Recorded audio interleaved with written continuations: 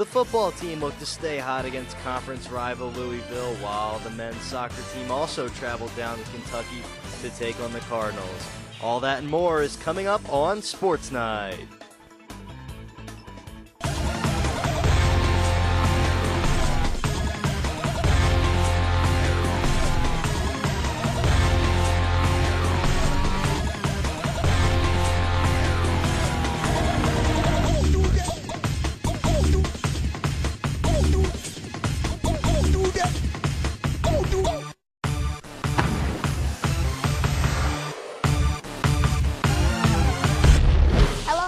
Thank you for joining us for this week's episode of Sports Night. I'm Jihan Dempster, and next to me is my analyst, T.J. Fiorillo. On this episode, we will have highlights from the football team's loss at the hands of Louisville, and also a recap of the men's soccer game against 10th-ranked Louisville. We'll also have scores from the other teams in action this weekend, as well as an interview segment that will highlight women's soccer goalkeeper Emmy Simpkins. But before we get into all those highlights, though, we'd like to remind you that you can watch this or any episode on demand at rutv.rutgers.edu. If you have any input for the show, you can email rutv_sportsnight@email.rutgers.edu. The football team went out to Louisville, Kentucky for their Friday night matchup with the Cardinals at Papa John's Cardinal Stadium. Let's head out for the recap. The football team took on Louisville looking for their 5th straight win in a matchup that featured 2 true freshman quarterbacks. Louisville would have the upper hand out of the gates as Rutgers quarterback Gary Nova threw 2 early interceptions, the second of which led to Louisville's first scoring drive. Jeremy Wright here with a 26-yard rush, then just 2 plays later, Dominique Brown punched in for the touchdown. Kicking would be an issue for Rutgers in the game after a 14-yard reception from Nova to Mohamed Sanu.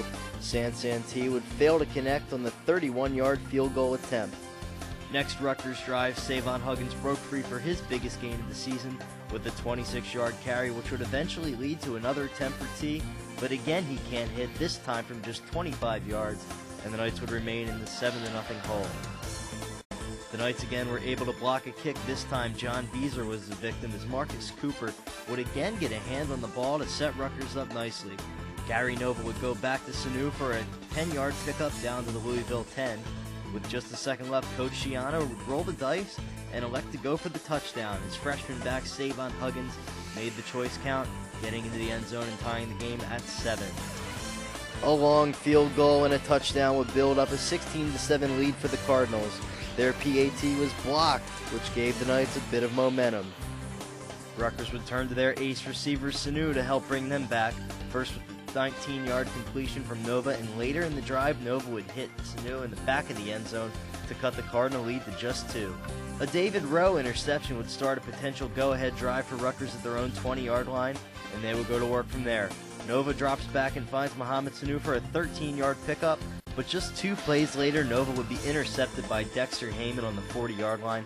That would do it for the Knights as they fall to Louisville by a score of 16-14. Nova was intercepted 3 times in the contest while throwing the touchdown to Sanu. Huggins led Rutgers in the rushing department, registering 36 yards on 10 carries and a score for the game. Tight end D.C. Jefferson also had 3 catches in the game, giving him 9 receptions on the year. So this could be a little bit of a momentum killer for Rutgers, but there is a silver lining, which we will get into later.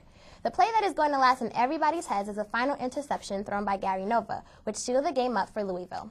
Yeah, we're going to take another look at the pick here, and you'll see that Nova is not under significant pressure, but also that the coverage was good for Louisville. This is just a case of Nova trying to force a throw to a receiver who was well covered. Louisville capitalized on the opportunity to turn the ball over and clinch their first Big East win of the season. While the Nova interception will be the lasting memory of the game, it was not the only issue that went against Rutgers in the game. Talk a little bit more about the offense and why they struggled.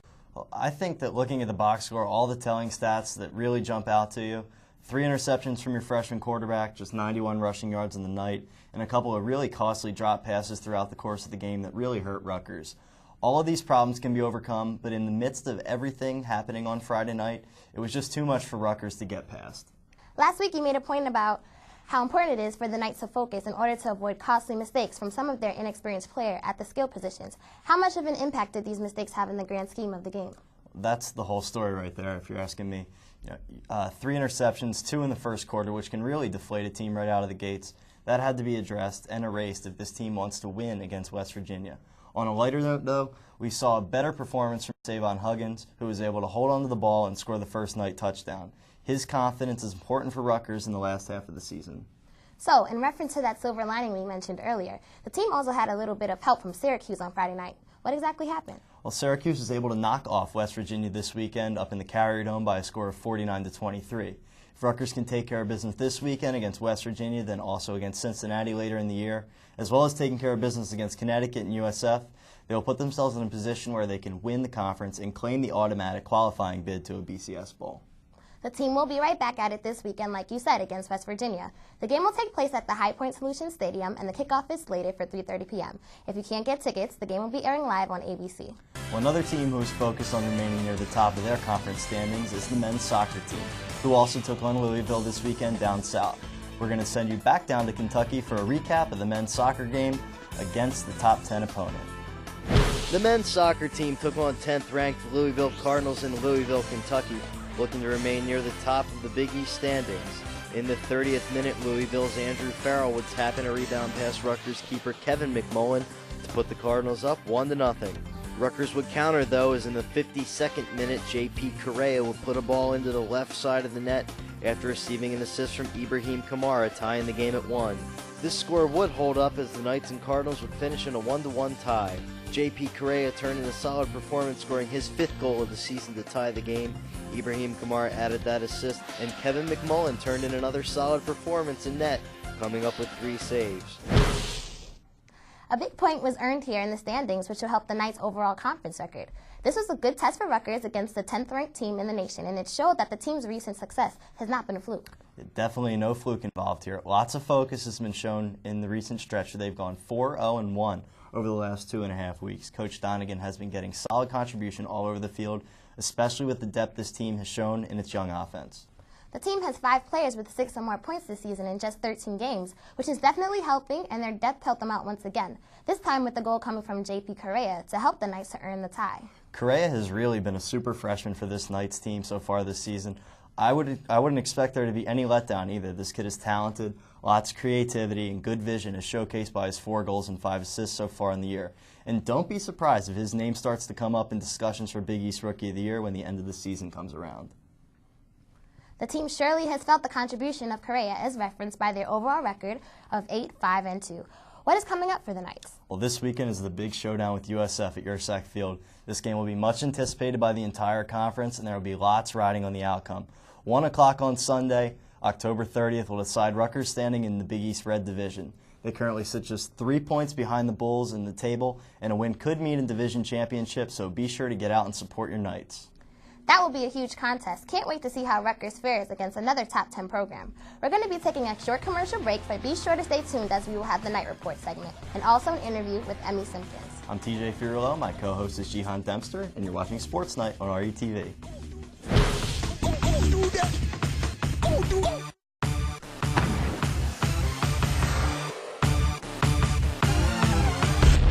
Before there was a United States, our college was founded in the heart of New Jersey.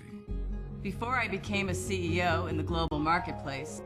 Before I earned my Super Bowl ring. Before I was hired as the apprentice. Before I wow my audiences on stage. Before I won the Pulitzer Prize. I learned about the world. I earned my degree. I was a Rhodes Scholar. I studied writing. I motivate my students. At Rutgers. At Rutgers. At Rutgers. Jersey Roots, Global Reach. Rutgers Athletics is now offering several opportunities for fans to enjoy pre-game festivities at High Point Solutions Stadium. These opportunities will include the VIP tailgate experience, which will include cabanas that accommodate up to 10 guests.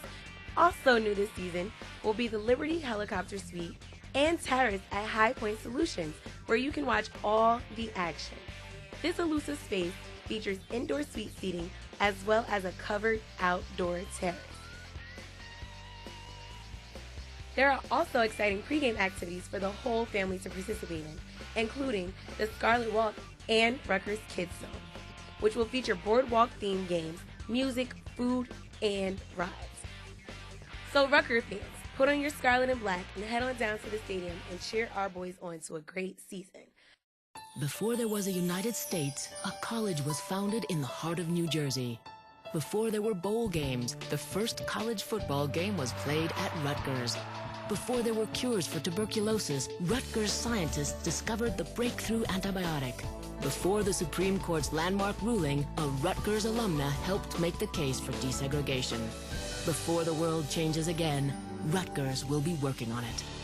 Rutgers, Jersey roots, global reach.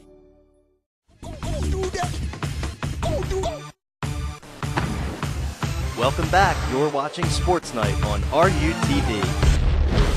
The women's soccer team entered their contest against Seton Hall with the playoff spot dancing in their heads. The New Jersey matchup would determine the fate for each of the teams seeding in the Big East tournament. The women's soccer, field hockey, and volleyball teams will be featured in this week's edition of Night Report. The women's soccer team played to a tie against Seton Hall at Yersack Field on Friday night to seal their Big East playoff berth. Tori Lee and Ashley Megcalf each scored goals for the Knights, and goalkeeper Emmy Simpkins will contribute by making 5 saves. The field hockey team defeated Cornell 2-0 in Ithaca, New York. Jihan Dempster would score 1 goal and add an assist for the Knights, as Carly Rue scored Rutgers' 2nd goal of the contest. The win was the team's 5th on the year, and they will next return home to take on Connecticut and Maryland to finish out the season. The volleyball team suffered a heartbreaking loss to first-place Marquette on Sunday. Rutgers would take the first 2 sets of the contest before dropping the next 3 en route to the defeat. Alex Jones and Sophie Kokus led the scoring for Rutgers, while Stephanie Zielinski did well in her role as the setter. As the women's soccer team enters the Big East playoffs, they will rely heavily on their defense to carry them deep into the postseason. A big part of that defense is the player between the pipes. Emmy Simpkins has been in Rutgers' rock and goal all season long, and they will need her to continue her strong play in the postseason. Shannel Douglas caught up with the redshirt junior to see what it's like to be the centerpiece of the defense. You think you could get a goal past this goalkeeper? Well, chances are the ball's stopping before the goal line. Emmy Simpkins has been the backstop for the Rutgers women's soccer team, and the junior still has a lot of fight left in her. Emmy Simpkins has been one of the goalkeepers for the Rutgers women's soccer team, putting up some pretty impressive stats so far this season. How do you handle the pressures of being the goalkeeper and actually being directly responsible for making the saves? I mean, yeah, I obviously feel pressure sometimes, but it's all about staying composed, and, you know, goalkeeping it's a leadership role, and you have to, if you're calm, your team's going to be calm, and, you know, if you make that big save, it keeps your team going, and even if you do get scored on, it's just maintaining your composure and maintaining a positive attitude throughout the entire match. A lot of people think we're weird, crazy, and they're right. No, it's an attitude, it's a mentality. Well, dynamic is one of the words that I would use to describe me, and lots of energy. He's a really positive life force. I'm very proud of him. Emmy has started in 13 games so far this season and has made more than 50 saves. What are some of the things that go through your mind as you're head-to-head with an opponent trying to put it past you? Some of the things that might go through my mind are take her out, get the ball, team needs you, don't get coach mad. No, it's all about staying relaxed, reading the game, knowing what's going to happen, seeing if they have an opportunity to pass it or if they're going to shoot it, and you have to be set. You have to be set, and you got to be on your toes. Now averaging 1 goal against per game, Emmy looks to continue being a dominated force on the team and continue to have a great season. But, I mean, we've had some fantastic games defensively, and then we've had some games where it's broken down. But I think right now, at this point of the year, we're defending very well, and our goalkeeping is very good. Some goals for the rest of the season, definitely some more shutouts. We're about to hopefully head into playoffs. So, Big East championship, potentially Big East goalkeeper of the year, if that's possible. So do you think that I could personally get a goal off of you? Maybe if you're like an inch off the line. Okay, so we're going to test this out and see, okay? All right, let's do it. Bring it on. So I tried to put up a tough fight, but just couldn't quite get it past her. So I couldn't quite put a goal past Emmy, but if you want to see her and the rest of the team protect their net, well, you're going to have to see that for yourself. For more information on the women's soccer, you can visit ScarletKnights.com. For RUTV, I'm Shannel Douglas. That's all the time we have left for today, but we would like to thank you and remind you to be sure to tune in next week for another dose of Rutgers Athletics. Sports Night airs every Wednesday at 10 p.m. on RUTV channels 8, 18, and 60. Check us out on Facebook. You can search RUTV Network and also follow us on Twitter at Rutgers TV. Next week, we will have highlights of the football team's matchup against rival West Virginia and also the men's soccer team's showdown against South Florida. For Sports Night, I'm T.J. Fiorillo. My co-host was Jihan Dempster. Thank you for watching Sports Night on RUTV.